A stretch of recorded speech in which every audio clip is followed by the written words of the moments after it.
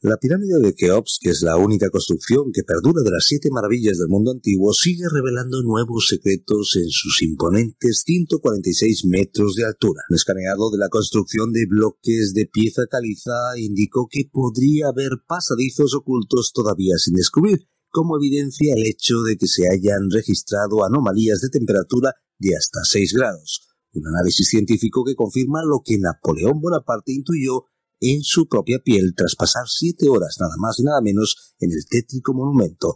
El misterio, podemos decir, impregna cada uno de sus rincones. Hoy, en nuestro tiempo de enigmas, nos acercamos a esa incógnita, a ese enigma, lo que Napoleón Bonaparte vio dentro de la Gran Pirámide de Egipto y le dejó aterrorizado. Y es que el Gran Corso quiso pasar una noche en la famosa estructura, emulando nada más y nada menos que a Alejandro Magno y a Julio César. Hoy hablamos con Mario Escobar Golderos, autor de numerosos libros, colaborador habitual de nuestro tiempo de enigmas de la historia. ¿Qué tal? ¿Cómo estás, Mario? ¿Y cómo nos acercamos? Bueno, siempre que nos acercamos a Napoleón, lo hacemos dándonos cuenta de lo singular del personaje. Pues sí, la verdad es que es de esos personajes como que se introducen en la historia de manera furtiva, ¿no? Él era un corso, era un tipo, una familia, podemos decir, de la baja burguesía, que supuestamente no tenía que haber llegado a las cotas de poder que llegó, ¿no? Sin duda los momentos de crisis social, como fue la Revolución Francesa y luego el intento de establecer la República, las diferentes dictaduras, el extremismo de uno y otro bando, pues propició que gente como Napoleón, sin muchos escrúpulos y muy ambicioso, llegara al poder. Empezó a ser famoso porque era de los generales jóvenes que con más alegría reprimía las revueltas populares, ¿no?, que se habían hecho casi con la capital, ¿no?, y que constantemente el pueblo intentaba por medio de ellas conseguir nuevos privilegios o mantener los que ya tenía. Eso le hizo ser muy muy famoso, pero curiosamente yo creo que lo que le acabó de impulsar en esta fama fue su viaje a Oriente, ¿no?, y su intento de conquistar Egipto, ¿no? Curiosamente, en ese intento de conquistar Egipto y Siria, Napoleón iba a convertirse en leyenda de un general invencible, aunque tuvo algunas derrotas en ese territorio, y en leyenda de cómo el destino, parece que es el que indica muchos de estos personajes su vida, ¿no?, y qué van a hacer, pues quería elegirle y fue precisamente en Egipto, en ese misterioso Egipto, donde iba a buscar esa vocación política y ese deseo de gobernar el mundo, no solo Francia, sino casi de gobernar el mundo. Con el objetivo de liberar Egipto de las manos turcas, el prometedor general Bonaparte, victorioso en Italia, desembarcó en el país del Nilo durante el verano de 1798 con más de 30.000 soldados franceses, poniéndose por objetivo avanzar en dirección a Siria. No en vano, el joven Napoleón perseguía algo más que objetivos militares y llevó consigo a un grupo de investigadores de distintas disciplinas. Estamos hablando de matemáticos, de físicos, de químicos, de biólogos, también de ingenieros, arqueólogos, geógrafos e historiadores. Estamos hablando de una época en la que podemos decir que Europa redescubre Egipto. Vamos acercándonos, si te parece, a ese momento. Algunos datos más para comprender, decíamos, ese momento en el cual Bonaparte visita y está dentro de esa gran pirámide. Bueno, lo cierto es que esta campaña militar está rodeada de mucho simbolismo, ¿no? En muchos sentidos parecía revivir las cruzadas, ¿no? Cuando Napoleón consigue reunir a un grandísimo ejército, se calcula que 16.000 marinos en 300 navíos salieron de Francia, del puerto de Tolón, pues en mayo del 98, dirigiéndose pues a supuestamente recuperar esas tierras que tenía el Imperio Turco, pero ya van a empezar por Malta, van a apoyar a un poco la reconquista, podemos decir entre comillas, con esa idea de reconquista de todo lo que es el norte de África, aunque su verdadera intención era parar el expansionismo colonialista británico, ¿no? El Imperio Británico empezaba a reflejar o a mostrarse como el gran enemigo de la República, aunque es verdad que al principio de la Revolución no hubo muchos intentos por el Imperio Británico de intervención en Francia. A medida que va avanzando la República y va consolidándose, ya no solo las monarquías pues del continente empiezan a ser enemigas, sino también empieza a haber una visión, ¿no?, del Imperio Británico pues un poco en contra de ese expansionismo francés, ¿no?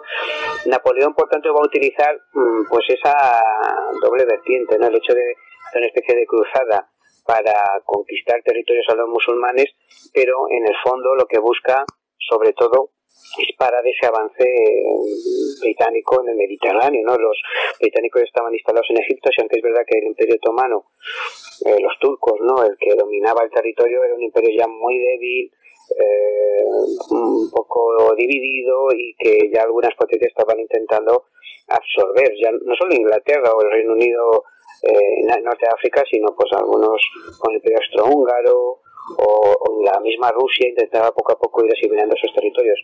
Napoleón tenía esa doble vertiente, pensaba, si gano una gran batalla fuera, porque en ese momento había una especie de paz tensa en Europa, pues voy a conseguir que pues bueno, popularidad, y bueno, no sé si buscaba una ambición aún mayor, pero sobre todo popularidad y regresar como un héroe a Francia, ¿no? Por eso cuando desembarca en Egipto, ¿no?, en ese verano del 98, lleva ya más de 30.000 soldados.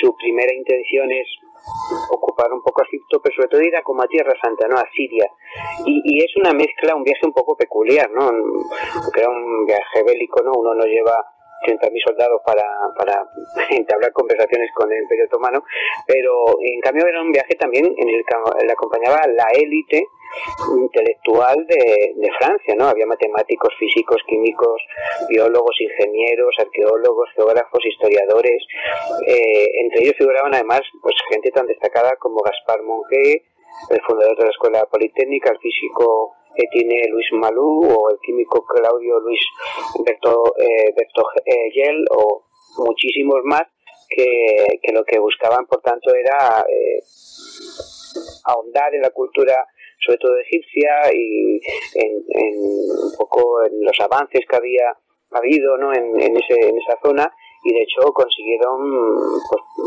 muchos objetos que acabaron luego en los museos del Louvre de París y en otros sitios, ¿no? Esta gran expedición napoleónica enseguida pues va a enfrentarse a las dificultades del terreno, dificultades pues que por un lado eran el clima, por otro la manera de operar de los propios egipcios, añadido a que está muy lejos de sus bases, ¿no?, de sus bases de abastecimiento, ¿no?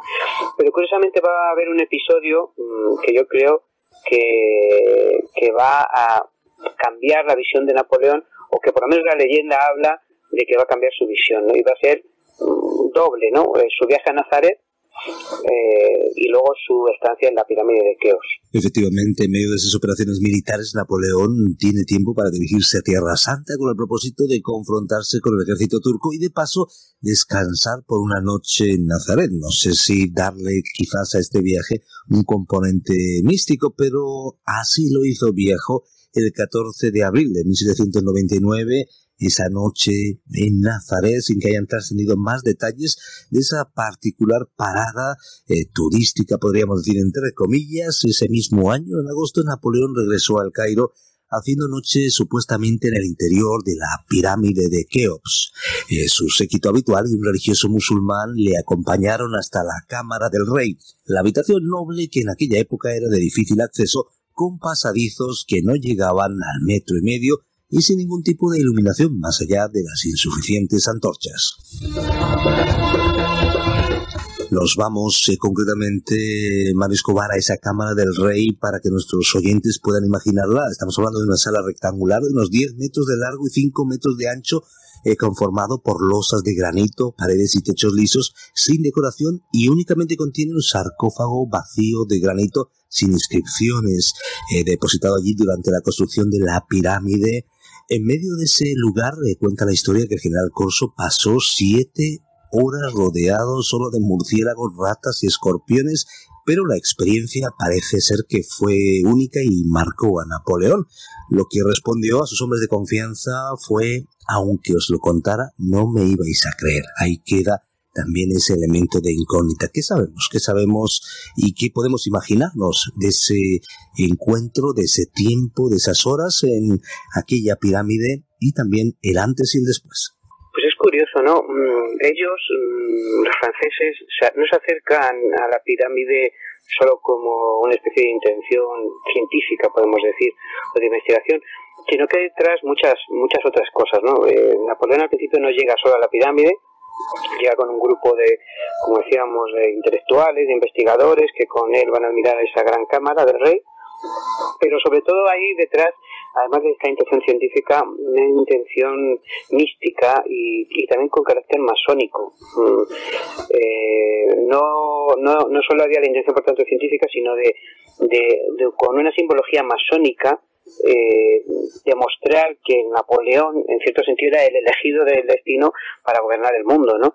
No olvidemos que los masones, hay varias ramas, varias líneas, pero una de ellas, una de las más importantes, considera que son herederos de los constructores de pirámides, ¿no? Y que, de hecho, uno de los símbolos clásicos de la masonería es la pirámide, ¿no? Con el ojo que todo lo ve, porque se creen herederos de esos albañiles que construyó la Gran Pirámide. Otros hablan de los que construyeron el Templo de Salomón, y por tanto no era un lugar casual.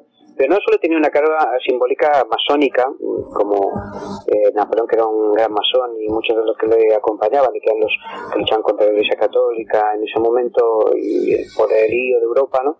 Sino también porque había sido el sitio donde ya dos grandes emperadores habían pernoctado y habían tenido una visión de su imperio postrero, ¿no? Uno, sin duda, pues fue el gran Alejandro, ¿no?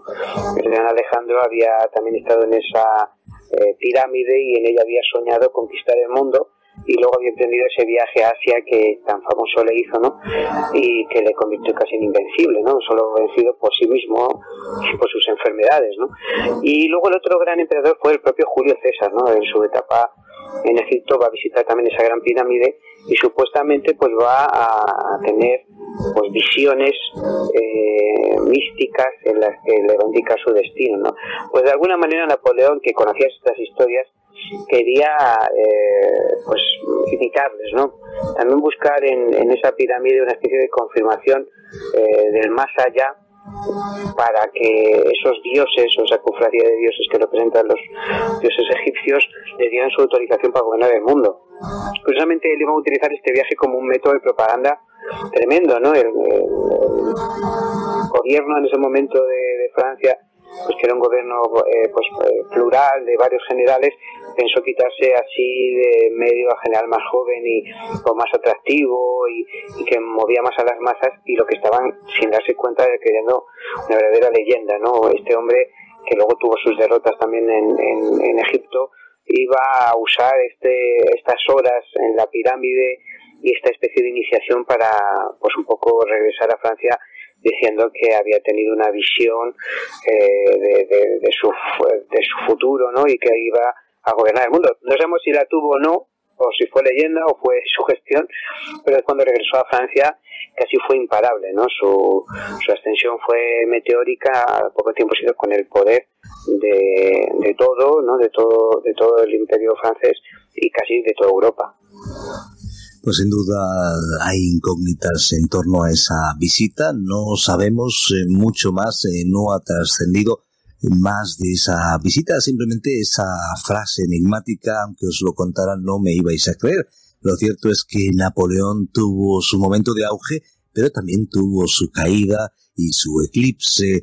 Al final los seres humanos necesitamos darnos cuenta con los pies en la tierra de quiénes somos y poner las cosas en su sitio. ¿Qué aprendemos de todo esto? Bueno, aprendemos, yo creo que a veces los símbolos y el buscar momentos un poco de inflexión en nuestras vidas pues pueden servirnos para mucho, ¿no? Napoleón no eligió por casualidad ni el momento ni el lugar, ¿no?